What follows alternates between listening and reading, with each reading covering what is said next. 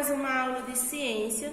Nós iremos trabalhar energia elétrica e magnética. Cargas elétricas. Carga elétrica, toda matéria é formada de partículas minúsculas, que não podem ser vistas ao microscópio. Essas partículas têm cargas elétricas, que podem ser positivas ou negativas. Todos os corpos têm certa quantidade de cargas elétricas, mas a quantidade de cargas positivas e negativas são iguais e distribuídas de maneira uniforme na maior parte do tempo. Dessa maneira, é difícil perceber a eletricidade. Mas, quando existe a diferença de cargas positivas e negativas, podemos notar a diferença da eletricidade nos objetos.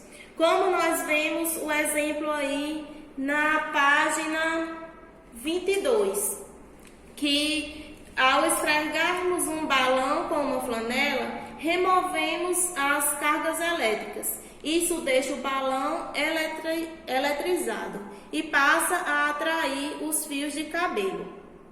Então aí nós vemos na imagem que é a menininha, os balões acima dela e os cabelos foram atraídos pelo balão. Energia elétrica. Com a diferença na quantidade de cargas elétricas positivas e negativas, em um exemplo, em um objeto, podemos obter a energia elétrica. Nós sabemos que a energia elétrica é a principal fonte de energia utilizada no mundo. E muitas das nossas atividades necessitam da energia elétrica. Por exemplo, nós usamos geladeira, que precisa da energia elétrica, usamos computadores, que precisam da energia elétrica, usamos televisão, usamos ventiladores e todos esses objetos precisam da energia elétrica. Quando falta energia, nós não podemos usá-los. A energia que usamos em casa é gerada em usinas, são as usinas hidrelétricas.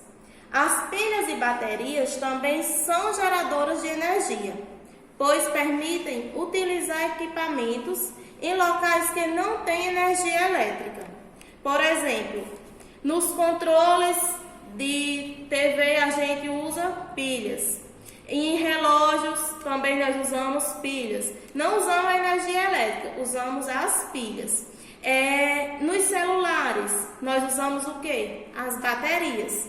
E por bastante tempo essa bateria tem uma carga. Porém, quando descarrega, nós precisamos de quê? Da energia para recarregar essas baterias. Então, a energia elétrica ela é extremamente importante no nosso dia a dia.